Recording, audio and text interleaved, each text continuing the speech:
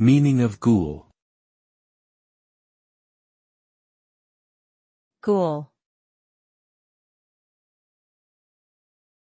Ghoul. Ghoul. Ghoul. The word ghoul is often used to describe a creature from Arabic folklore that feeds on the flesh of dead bodies. In Western culture, it has come to refer to any kind of undead or demonic being that preys on human beings. The ghoul is typically depicted as a grotesque and terrifying monster with an insatiable hunger for human flesh.